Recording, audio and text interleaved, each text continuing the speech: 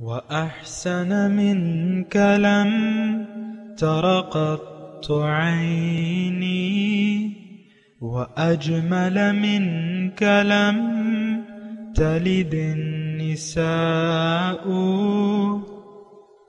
خلقت مبرأ من كل عيب خلقت مبرأ من كل عيب كأنك قد خلقت كما تشاء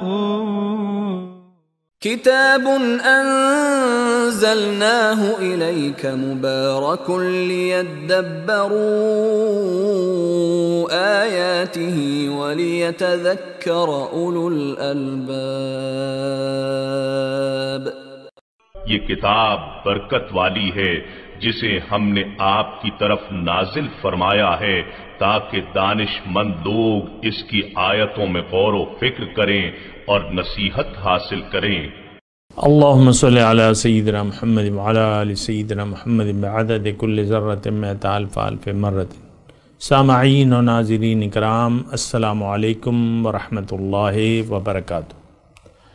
سامعین اکرام، تمہید قرآن کا سلسلہ ہے اور بنیادی باتوں کا ہم تذکرہ کر رہے ہیں تاکہ قرآن سے ہم فائدہ اٹھا سکیں. اس کے لیے تمہیدی باتیں بیان ہو رہی ہیں. آج کا موضوع یہ ہے کہ زندگی کے مقصد میں کامیابی کیسے ممکن ہے. اس کے ساتھ آج کے سبق کا آغاز کرتے ہیں سورہ فاتحہ کی تلاوت کے ساتھ. اعوذ باللہ من الشیطان الرجیم. پناہ مانگتا ہوں میں اللہ کی شیطان مردود سے. بسم اللہ الرحمن الرحیم. شروع اللہ کے نام سے جو بڑا مہربان نہایت رحم والا ہے.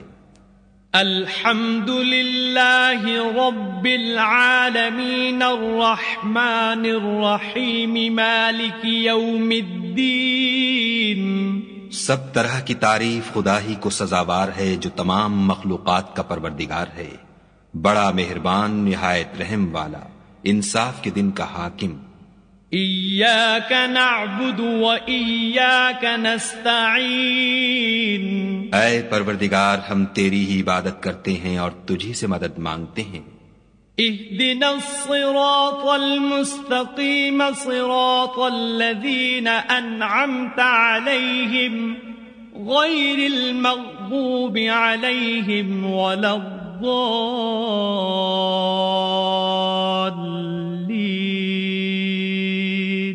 ہم کو سیدھے رستے چلا، ان لوگوں کے رستے جن پر تو اپنا فضل و کرم کرتا رہا، نہ ان کے جن پر غصے ہوتا رہا اور نہ گمراہوں کے. سامعین اکرام، تمہید قرآن کے سلسلے میں بات کر رہے ہیں ہم، اور گزشتہ سبق میں ہم نے بات کی تھی انسان اپنی معراج تک کیسے پہنچ سکتا ہے. اس سلسلے میں نے آپ کو بتایا تھا کہ سب سے پہلے جو ہے ایمان باللہ ہے. ایمان باللہ کا میں نے آپ کو معنی بتایا تھا کہ لا الہ الا اللہ محمد الرسول اللہ، کہ اللہ کے سوا نہ آپ کا کوئی معبود ہو، نہ مقصود ہو، نہ محبوب ہو، نہ مطلوب ہو. یہ ایمان باللہ ہے. اور محمد صلی اللہ علیہ وسلم آپ کے رسول ہیں، یعنی آپ کے لیے اللہ کے رسول ہیں، یعنی وہ آپ کے رہنما ہیں، وہ آپ کے لیے ایک رول ماڈل ہیں. پھر اس سلسلے میں نے آپ کو بتایا تھا کہ انسان کی کامیابی جو ہے وہ صرف اور صرف اس طریقے سے ممکن ہے کہ انسان اللہ کی عملی طور پہ بڑائی بیان کرے. اللہ اکبر ہمارے دین کا بنیادی وصف ہے اور بنیادی تقاضا ہے کہ رب کی بڑائی. پہلی جو صورتوں میں ہے ان میں ایک صورت ہے سورہ مدثر. سورہ مدثر کا مضمون اگر دیکھیں آپ تو اللہ تعالیٰ نے اس میں فرمایا ہے یا ایھا المدثر قم فانذر وربک فکبر. آپ اٹھیں اور اے نبی آپ اٹھیں اور خبردار کر دیجئے لوگوں کو اور فقط رب کی بڑائی بیان کیے. یعنی عملی طور پہ تو اس وقت بھی اور آج بھی ماحول میں یہ نہ سمجھیں کہ اس وقت مشرکانہ ماحول تھا، آج کوئی مومنانہ ماحول ہے.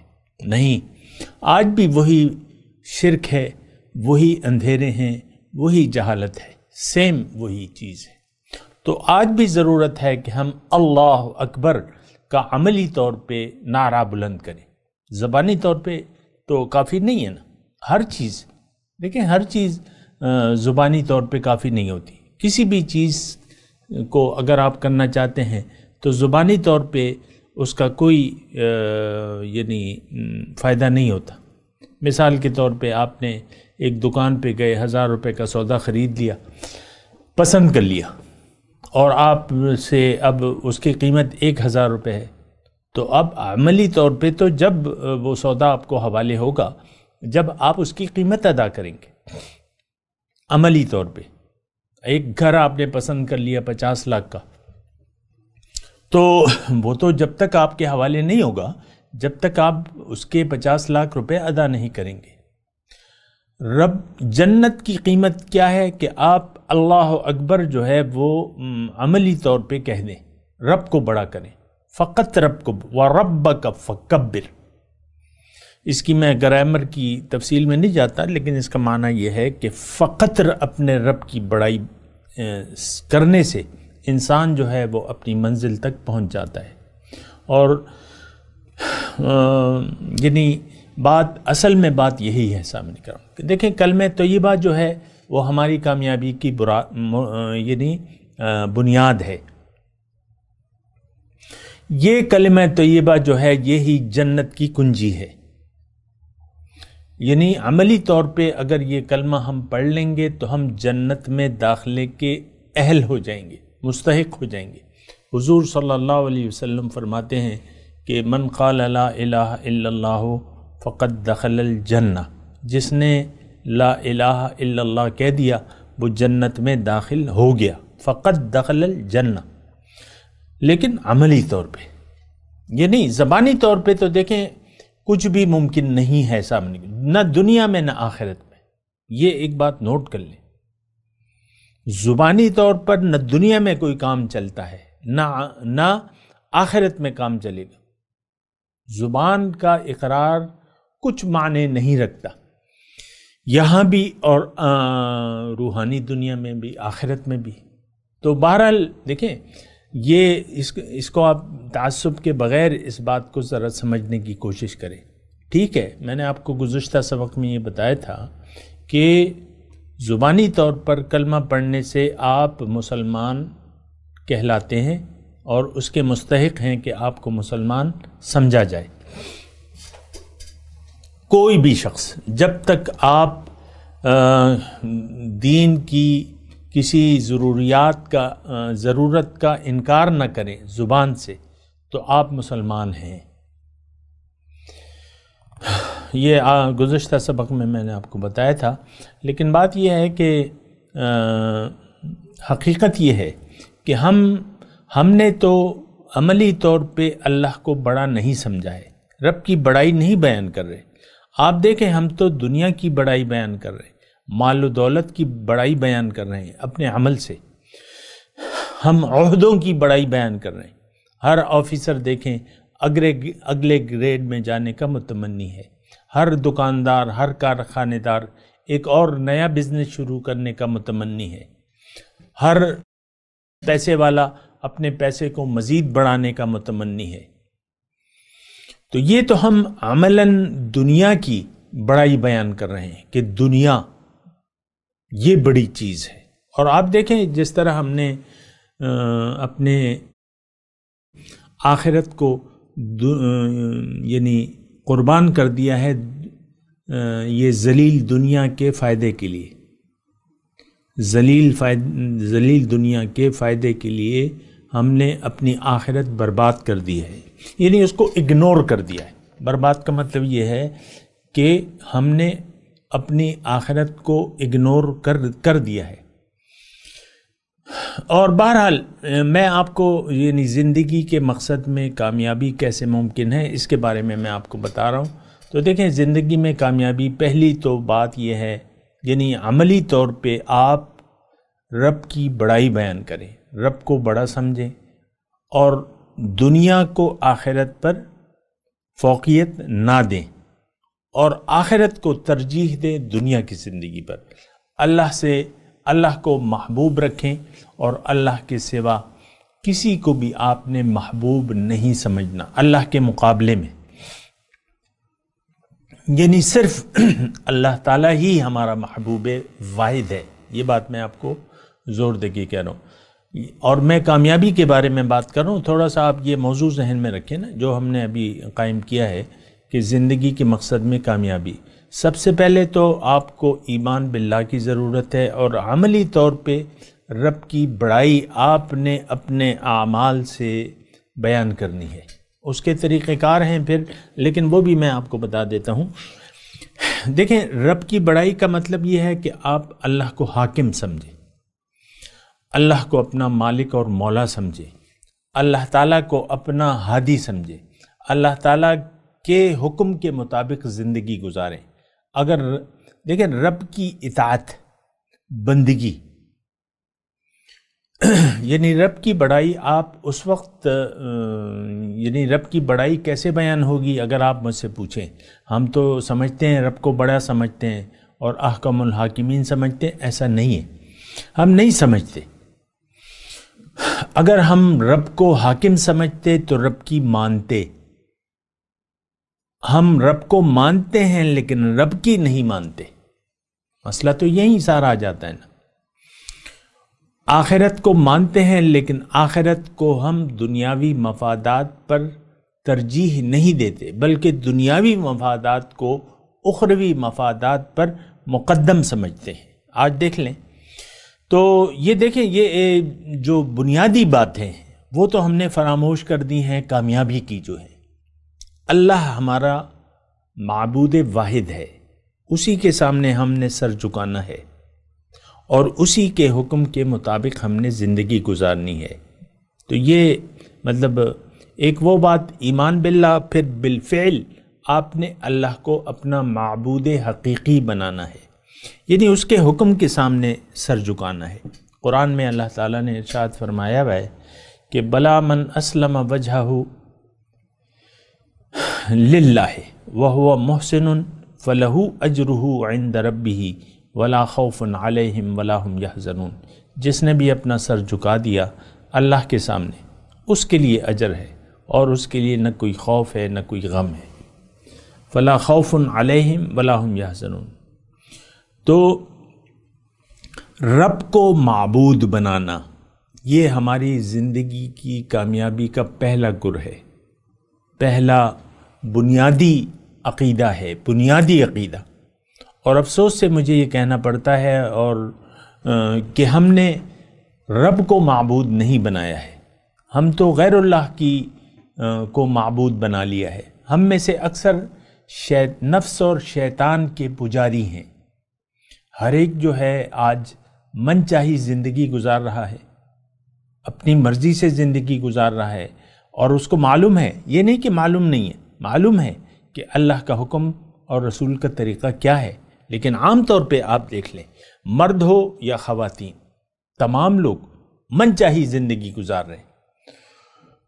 تو اس طریقے سے تو آپ کی کامیابی مشکل نہیں بلکہ ناممکن ہے۔ یہ بات میں کھلے طور پر کہہ دوں، جب تک آپ عملی طور پہ کلمہ طیبہ کے مفہوم پر عمل نہیں کرتے، یا اس مفہوم کے مطابق زندگی نہیں گزارتے، یا اللہ تعالیٰ کو معبود واحد نہیں بناتے، تو اس وقت تک آپ کی اس دنیا میں کامیابی جو ہے بہت مشکل ہے۔ یہ بات پھر دیکھیں، ایک تو اللہ تعالیٰ کی اطاعت ہے، پھر رسول کا اتباع ہے، یعنی اللہ معبود ہے اور رسول کی اطاعت اور اتباع واجب ہے۔ اس کے بغیر جو ہے انسان کی کامیابی مشکل نہیں بلکہ ناممکن ہے۔ اچھا، اب یہ دیکھیں، یہ ساری چیزیں جو ہیں ہم سے رہ گئی ہیں۔ اللہ کے حکم کی اطاعت اور رسول کا اتباع، یہ نہ ہم کرتے ہیں نہ کرنا چاہتے ہیں، تو اس طریقے سے تو آپ نہیں کامیاب ہو سکتے، بالکل نہیں ہو سکتے۔ آپ کی کسی عمل کی، یعنی آپ جو دین کا اگر کوئی عبادت کر رہے ہیں، کوئی نماز ہے، روزہ ہے، زکوٰۃ ہے، کوئی بھی عمل آپ کا مقبول نہیں ہے جب تک آپ اس کلمہ طیبہ کے مفہوم پر عمل نہیں کرتے، یہ آپ کے دل میں کھب نہیں چاہتا کہ لا الہ الا اللہ محمد الرسول اللہ۔ ہماری جو عام زندگی ہے سامعین کرام، یہ یعنی ہماری جو زندگی ہے وہ اطاعت گزار نہیں ہے، ہمارا شعار اللہ کی بندگی نہیں ہے، ہمارا شعار جو ہے قومی شعار وہ نفس کی اطاعت ہے، من چاہی زندگی ہم گزار رہے ہیں، خواہ وہ کوئی بھی ہو، الا ماشاء اللہ کی بات الگ ہے، لیکن عملی طور پہ ہم نفس و شیطان کے پجاری ہیں۔ دیکھیں جو دنیا دار لوگ ہیں، ظاہر ہے کہ انہوں نے دنیا کو پسند کر لیا ہے اور ان کا ساتھی جو ہے وہ شیطان ہے۔ یہ بات ذرا نوٹ کر لیں، قرآن کے بحاف پہ میں آپ کو یہ بات کر رہا ہوں۔ اللہ تعالیٰ نے قرآن میں فرمایا ہے کہ وَمَن يَعْشُ عَن ذِكْرِ الرَّحْمَنِ نُقَيِّدْ لَهُ شَيْطَانًا فَهُوَ لَهُ قَرِينٌ، جس نے بھی رحمان کی یاد سے منہ موڑ لیا۔ وَمَن يَعْشُ عَن ذِكْرِ الرَّحْمَنِ نُقَيِّدْ لَهُ شَيْطَانًا، اس کے لیے میں ایک شیطان اس پر مسلط کر دوں گا، وہ اس کا ساتھی بن جائے گا۔ یہ ایسا نہیں ہے کہ اللہ تعالیٰ مقرر، یہ تو یعنی اگر آپ اللہ کے راستے پر چلتے ہیں اور اللہ تعالیٰ آپ کی منزل ہے تو پھر شیطان تو ظاہر ہے کہ پھر اللہ کی آپ یاد میں زندگی گزاریں گے۔ لیکن اگر آپ دو ہی راستے ہیں، ایک شیطان کا راستہ، ایک اللہ کا راستہ ہے۔ اگر آپ اللہ کو منزل بنا کے اللہ کے راستے پر صراط مستقیم پر رواں دواں ہیں تو یقیناً پھر شیطان آپ کا ساتھی نہیں ہے۔ لیکن اگر آپ نے اللہ کی یاد سے منہ موڑ لیا ہے اور دنیا کو اپنی منزل بنا لیا ہے تو اب یقیناً شیطان آپ کا ساتھی ہے، کیونکہ آپ شیطان کے راستے پر ہیں۔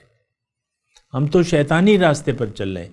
دیکھیں میں زیادہ آپ کو الجھاتا نہیں ہوں، میں کوشش کرتا ہوں یا کروں گا کہ سیدھی سادھی بات آپ کو بتاؤں۔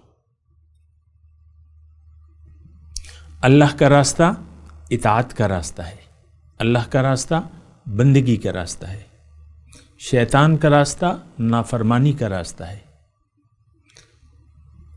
اور شیطان کا راستہ اللہ کے حکم سے بغاوت کا راستہ ہے۔ ہم عملی طور پر شیطان کے راستے پر چل رہے ہیں تو ظاہر ہے کہ جس کے راستے پر آپ چلیں گے وہی آپ کا ساتھی ہوگا۔ یا تو اللہ آپ کا ساتھی ہے، نعم المولا نعم النصیر حسبنا اللہ و نعم الوکیل، سبحان اللہ۔ یا تو اللہ آپ کا مددگار ہے، اللہ آپ کا وکیل ہے، اللہ آپ کا مولا ہے، اللہ آپ کا مددگار ہے، یا شیطان۔ تو جو آیت میں نے آپ کو پڑھ کے سنائی تھی وہ یہ ہے کہ وَمَن يَعْشُ عَن ذِكْرِ الرَّحْمَنِ نُقَيِّدْ لَهُ شَيْطَانًا فَهُوَ لَهُ قَرِينٌ وَإِنَّهُمْ لَيَصُدُّونَهُمْ عَنِ السَّبِيلِ، اور یہ شیطان اور اس کے ساتھی اس کو سیدھے راستے سے روکتے رہتے ہیں۔ وَيَحْسَبُونَ أَنَّهُمْ مُهْتَدُونَ، اور ان کا گمان یہ ہوتا ہے کہ وہ ہدایت یافتہ ہیں، پہنچے ہوئے ہیں۔ آج ہم میں سے ہر شخص اپنے آپ کو صحیح سمجھتا ہے۔ آپ دیکھ لیں ہمارے جو فرقے بنے ہوئے ہیں دین میں اور لوگ ٹکڑے ٹکڑے ہو گئے، ہر شخص یہ سمجھتا ہے کہ میں حق پہ ہوں۔ میں اب نام نہیں لیتا ان فرقوں کا، لیکن یہ سب ایک دوسرے کو کافر اور مشرک قرار دیتے ہیں، اور سب یہ سمجھتے ہیں کہ ہم حق پہ ہیں۔ ہم بجا طور پر دوسرے کو مشرک قرار دے رہے ہیں اور وہ واقعی کافر اور مشرک ہے۔ کلمہ گو کو آپ نے کلمہ گو لوگوں کو کافر اور مشرک قرار دے دیا ہے۔ بہرحال وہ میں اس وقت بحث نہیں کر رہا، لیکن میں آپ کو یہ کہہ رہا ہوں کہ شیطان کا راستہ جو ہے وہ تباہی کا راستہ ہے، یہ بات آپ کو معلوم ہونا چاہیے۔ دیکھیں شیطان نے نافرمانی کی اللہ کے حکم کی اور وہ جہنم والا ہو گیا، وہ لعنتی ہو گیا، اللہ تعالیٰ کی لعنت اس پر ثبت کر دی گئی۔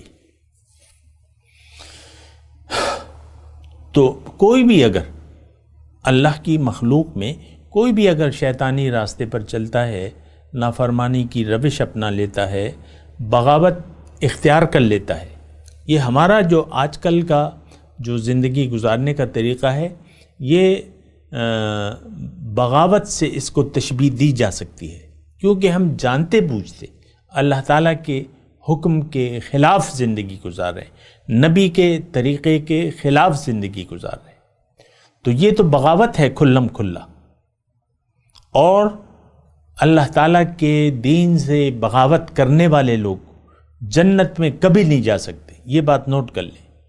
گناہ گاروں کے لیے تو کوئی گنجائش ہے، لیکن بغاوت اور سرکش لوگوں کے لیے، ظالم لوگوں کے لیے جو اپنے اوپر ظلم کر رہے ہیں، ان کا ٹھکانہ جہنم ہے، یہ بات نوٹ کر لیں۔ جو شیطان ہیں اور اس کے پیروکار ہیں وہ سب وَإِنَّ جَهَنَّمَ لَمَوْعِدَكُمْ أَجْمَعِينَ، قرآن کی آیت ہے، میں تو نہیں کر رہا۔ اللہ تعالیٰ نے فرمایا کہ شیطان اور جو اس کے پیچھے چل رہے ہیں، جو اس کی باتیں مان رہے ہیں، جو نافرمانی کی روش اختیار کر رہے ہیں، جو باغیانہ روش اختیار کر رہے ہیں، ان سب کا ٹھکانہ جو ہے جہنم ہے۔ ہم تو بات کر رہے ہیں انسان کی کامیابی کی، اور انسان کی کامیابی میں نے آپ کو یہ بتایا اللہ تعالیٰ کی توفیق سے کہ سب سے پہلے آپ اپنی دنیا میں رہنے کی نیت کو درست کر لیں اور مان لیں، جان لیں اور مان لیں کہ اللہ ہی میری منزل ہے، میں نے اللہ کے پاس جانا ہے، اللہ کی اور میری ملاقات طے ہے یوم قیامت، اور اس کے لیے تیاری آپ نے کرنی ہے دنیا میں، اور تیاری کر کے جو ہے آپ نے یعنی سرخرو ہونا ہے۔ لیکن اگر آپ نے تیاری نہ کی اور آخرت کی تیاری سے منہ موڑ لیا تو یقیناً پھر آپ ناکامیاب ہوں گے۔ یہ تو یعنی میں نے آپ کو بتا بھی دیا ہے کہ دنیا کیا ہے، یہ اللہ تعالیٰ کی ملاقات کے لیے تیاری کی جگہ ہے۔ اللہ تعالیٰ نے ہمیں پیدا کیا ہے اپنے لیے، اور یعنی ہم اللہ کی ملاقات کے لیے تیاری کریں۔ قرآن کی آیت ہے، بہت یعنی جامع آیت ہے کہ فمن کان یرجو لقاء ربہ، پس اے لوگو تم میں سے جو اللہ کی ملاقات کا امیدوار ہے، فلیعمل عملا صالحا، اس کو اب عمل صالح کرنا ہوگا۔ عمل صالح کیا ہے؟ اللہ کی اطاعت، اللہ کے حکم کے سامنے سر جھکانا اور نبی کے طریقے کے مطابق زندگی گزارنا۔ یہ میں نے آپ کو مختصر عمل صالح کی تفصیل بیان کر دی۔ فَلْيَعْمَلْ عَمَلًا صَالِحًا وَلَا يُشْرِكْ بِعِبَادَةِ رَبِّهِ أَحَدًا، اور اپنے رب کی بندگی میں کسی کو شریک نہیں کرنا، اپنے رب کی بندگی میں کسی کو بھی شریک نہیں کرنا۔ آج کل تو دیکھیں، میں کہتا ہوں کہ 100% ہم اپنے نفس کی اطاعت کر رہے ہیں۔ نفس ہمیں جو راستہ بتاتا ہے ہم اسی راستے پر چلتے ہیں۔ نفس ہمیں کہتا ہے کہ دنیا کو اصل سمجھو، ہم نے دنیا کو اصل سمجھ لیا ہے۔ نفس کہتا ہے ساری زندگی تم دنیا کے لیے کوششیں کرتے ہوئے گزار دو، ہم ساری زندگی دنیا کے پیچھے دوڑتے ہوئے جان دے دیتے ہیں۔ یہ تو کوئی بات نہ ہوئی، یہ تو بہت نقصان کی بات ہے، یہ سری خسارے کی بات ہے کہ ہم اللہ کی یاد کو بھلا کے عملی طور پہ دنیا کی صرف دنیا کی ظاہر دنیا کی کامیابی کے لیے زندگی گزاریں۔ اس سے بڑی خسارے کی بات اور کیا ہو سکتی ہے؟ اللہ تعالیٰ نے آپ کو بھجوایا ہے کہ آپ جنت کے راستے پر چلیں، اور ہم سب جو ہے دوزخ کے راستے پر چل رہے ہیں۔ جنت کا راستہ کیا ہے؟ اللہ کے حکم کے سامنے سر جھکا دینا اور رسول کا اتباع، یہ جنت کا راستہ ہے، یہ صراط مستقیم ہے۔ اور دوزخ کا راستہ کیا ہے؟ آپ اپنے نفس کی بات ماننا شروع کر دیں، من چاہی زندگی گزارنا شروع کر دیں، اور ظاہر دنیا کو اپنا مقصود، مطلوب اور محبوب بنا لیں۔ آج تو کوئی شخص یہ دعویٰ نہیں کر سکتا کہ میرا مقصود، محبوب اور مطلوب تو اللہ ہے، دنیا تو نہیں ہے۔ میں تو اللہ کے لیے زندگی گزار رہا ہوں، میری ساری زندگی، سارے معاملات، زندگی اور موت اللہ کے لیے ہے۔ ان صلاتی و نسکی و محیایا و مماتی للہ رب العالمین۔ تو یعنی اللہ کے لیے زندگی گزارنا تو آج یعنی ہمارے خیال میں ناممکنات میں سے ہے۔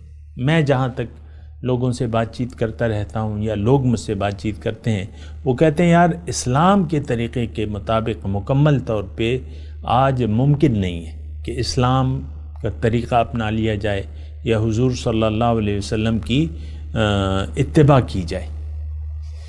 یہ عام طور پہ لوگ یہ سمجھتے ہیں، یہ بہت مشکل ہے۔ نفس کی مخالفت میں اور رب کی موافقت میں زندگی گزارنے کو لوگ بہت زیادہ مشکل سمجھتے ہیں۔ تو یہ بات تو غلط ہے، ایسا کرنا تو غلط ہے۔ ایسا کرنے سے تو آپ اپنے آپ کو جہنم کے قابل بنا رہے ہیں کہ آپ نے اللہ تعالیٰ اور اس کے رسول کی مخالفت کا راستہ اپنا لیا ہے۔ اللہ تعالیٰ نے قرآن میں واضح طور پہ فرمایا ہے کہ وَمَن يُشَاقِقِ اللَّهَ وَرَسُولَهُ مِن بَعْدِ مَا تَبَيَّنَ لَهُ الْهُدَى نُوَلِّهِ مَا تَوَلَّى وَنُصْلِهِ جَهَنَّمَ وَسَاءَتْ مَصِيرًا۔ جس نے بھی اللہ تعالیٰ اور اس کے رسول کی مخالفت کا راستہ لے لیا تو میں اس کو چھوڑ دوں گا، نُوَلِّهِ مَا تَوَلَّى، جس طرف مڑ گیا اس طرف میں اس کو مڑے رہنا دوں گا۔ اس کا ٹھکانہ اب جہنم ہے اور وہ بہت برا ٹھکانہ ہے۔ تو میں آپ سے درخواست گزار ہوں، یہ قرآنی آیت میں ہو سکتا ہے تھوڑی اللہ تعالیٰ معاف کرے، یعنی عبارت میں ہو سکتا ہے آگے پیچھے ہو، لیکن اس کے مفہوم میں انشاءاللہ مفہوم یہی ہے جو میں نے بیان کیا، کیونکہ میرا حافظہ تھوڑا سا کمزور ہے اور میں حافظ قرآن بھی نہیں ہوں، اور بہرحال میں اپنے رب کے سامنے اپنے آپ کو یعنی معافی کا طلبگار، اگر کچھ آیات میں آگے پیچھے ہو جاتا ہے تو میں اللہ سے معافی کا طلبگار ہوں، لیکن مفہوم نہیں۔ مفہوم میں اللہ کے فضل سے ایسی کوئی بات نہیں ہوگی کہ آیت قرآنی کا مفہوم کچھ اور ہے اور میں کچھ اور بیان کر رہا ہوں، ایسا نہیں ہوگا۔ تو بہرحال رسول کی مخالفت کا راستہ جو ہے یہ جہنم کا راستہ ہے، اور ہم سب رسول کی مخالفت کے راستے پر چل رہے ہیں عملی طور پہ۔ تو یہ بات بہت نقصان دہ ہے، اور میں نے تو آپ کو واضح طور پہ بتا دیا ہے، اور میرا کام صرف بتانا ہے، عمل پہ مجبور کرنا یہ نہ اللہ تعالیٰ کی مشیت ہے۔ اللہ تعالیٰ نے انسان کو آزاد اور خود مختار پیدا کیا ہے۔ وَقُلِ الْحَقُّ مِن رَبِّكُمْ فَمَنْ شَاءَ فَلْيُؤْمِنْ وَمَنْ شَاءَ فَلْيَكْفُرْ۔ آپ ان سے کہہ دیجئے کہ حق تو تمہارے رب کی طرف سے آ گیا، اب جس کا جی چاہے ایمان لے آئے، جس کا جی چاہے انکار کر دے۔ بہرحال ان الفاظ کے ساتھ میں آج کے سبق کی آپ سے اجازت چاہوں گا، اور تبرک کے لیے میں سورہ فاتحہ پڑھوں گا، آپ میرے ساتھ دہرائیں۔ اعوذ باللہ من الشیطان الرجیم، بسم اللہ الرحمن الرحیم، الحمد للہ رب العالمین، الرحمن الرحیم، مالک یوم الدین، ایاک نعبد و ایاک نستعین، اہدنا الصراط المستقیم، صراط الذین انعمت علیہم غیر المغضوب علیہم ولا الضالین، آمین۔ اب ان آیت کی تلاوت اور ترجمہ سنتے ہیں۔ اعوذ باللہ من الشیطان الرجیم، پناہ مانگتا ہوں میں اللہ کی شیطان مردود سے۔ بسم اللہ الرحمن الرحیم، شروع اللہ کے نام سے جو بڑا مہربان نہایت رحم والا ہے۔ الحمد للہ رب العالمین الرحمن الرحیم مالک یوم الدین، سب طرح کی تعریف خدا ہی کو سزاوار ہے جو تمام مخلوقات کا پروردگار ہے، بڑا مہربان نہایت رحم والا، انصاف کے دن کا حاکم۔ ایاک نعبد و ایاک نستعین، اے پروردگار ہم تیری ہی عبادت کرتے ہیں اور تجھی سے مدد مانگتے ہیں۔ اہدنا الصراط المستقیم صراط الذین انعمت علیہم غیر المغضوب علیہم ولا الضالین،